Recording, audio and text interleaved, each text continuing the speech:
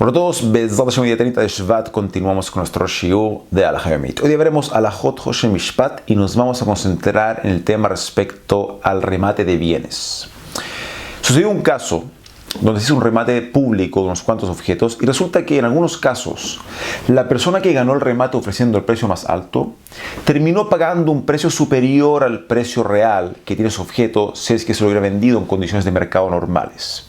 Y la pregunta que surge acá es si acaso existe el problema de ONA, de fraude, al vender un objeto rematado a un precio superior que el de mercado o quizás no hay ningún problema. Y por ende explicaremos cuál es la halajá.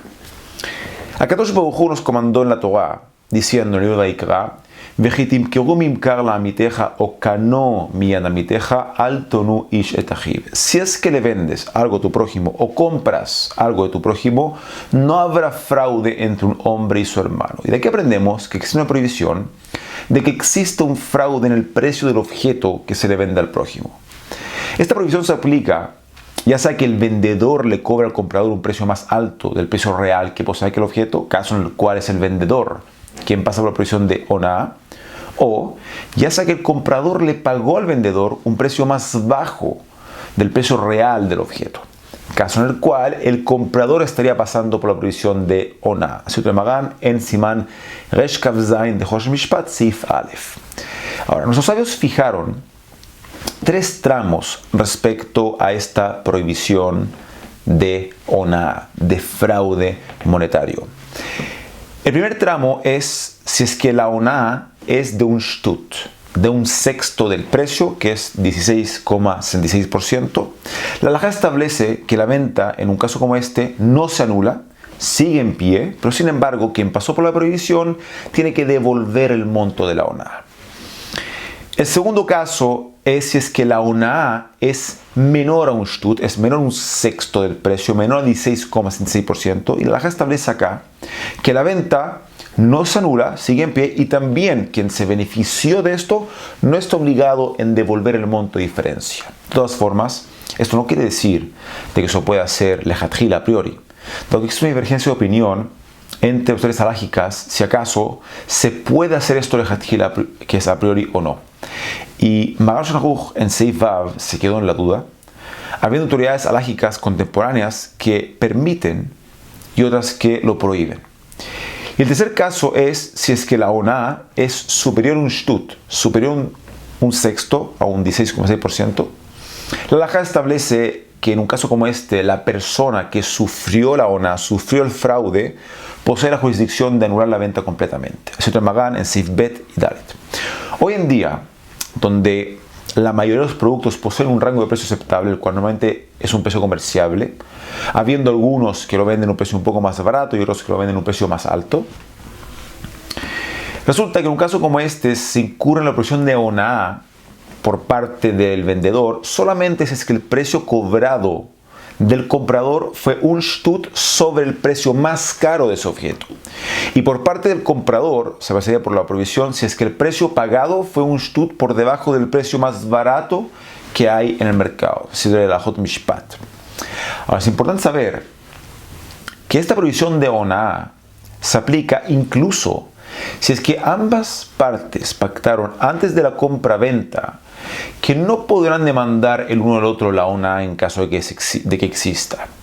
Y luego se descubrió, después de la transacción, que en realidad sí hubo una A por parte de una de las partes. Y el motivo por el cual no sirve de nada que se condicione a priori es dado que la parte que sufrió eventualmente el fraude de ONA al momento de la transacción no sabía al momento en que hizo la condición si en realidad existiría o no la ONA. Pero si hubiera sabido a priori de Hatjila antes de la transacción que existía ONA en la compra o venta que iba a hacer, no hubiera perdonado el fraude.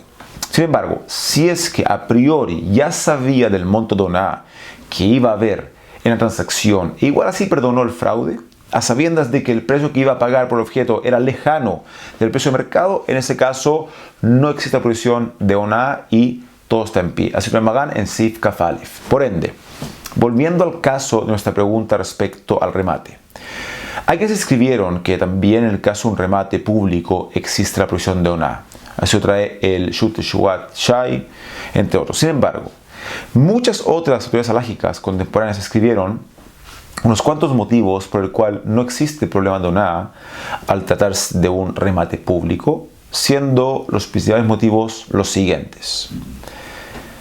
Hay quienes escribieron que un remate público es como una venta que se considera mejigá be'amana, lo cual básicamente significa que el vendedor le dice a priori lejatjila al comprador que no le va a vender el producto de acuerdo al precio de mercado, sino que de acuerdo al precio que él compró la mercadería más una utilidad, como tenemos con en Seif Kafzain. Por ende, también acá, en el caso del remate, las personas saben que una venta así no es realizada de acuerdo a las condiciones de mercado, dejando esa venta exenta de la prohibición de oná.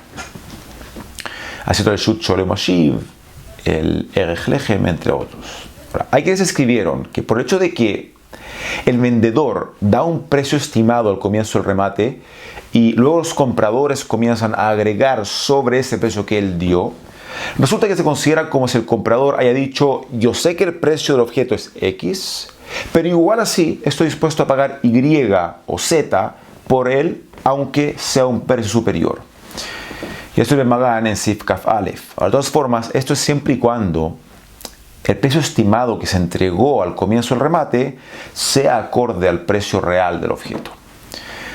Hay quienes escribieron que por hecho de que la costumbre es vender de esta forma, entonces a pesar de que algunas veces el comprador paga un precio que entra dentro del marco de oná, de todas formas, minhag mevatel alaha, la costumbre anula la alaha, lo cual lo vemos numerosas veces en Hoshem Mishpat, que cuando existe una costumbre local, es la costumbre la que determina la ley monetaria dentro del marco de la alaha. Así lo trae el Shut, Rabbi Dati Avail, entre otros. Y hay quienes dicen que por el hecho de que algunas veces el comprador gana con el precio que paga por el producto en el remate, pagando un precio inferior al precio de mercado, y no siempre le toca pagar un precio más alto, esto causa que el comprador, en su conciencia, decida comprar el objeto a pesar de que exista la posibilidad de que vaya a salir perdiendo. Eso es Divrei Geoni. Y hay quienes dicen que todo objeto el cual no tiene un precio fijo, por el hecho de que en una venta pública el valor de ese objeto sube de acuerdo a la cantidad de ofertas que se hagan por él, resulta que no existe la presión de oná, ya que el comprador paga el precio real por el producto. Así es de la Hot Mishpat. De todas formas, en este último caso, esto siempre y cuando el precio pagado sea racional. Pero si es irracionalmente elevado, entonces sí existe oná. Por ende, en resumen y como halajá práctica, se permite hacer un remate sobre un objeto y no existe prohibición de oná, a pesar de que el precio pagado por el objeto sea más de un sexto superior al precio de mercado. Sin embargo, todo esto es siempre y cuando el precio pagado por el objeto no sea irracionalmente superior al precio real del objeto de mercado. Hasta aquí vamos hoy. Que tengan todos un excelente día.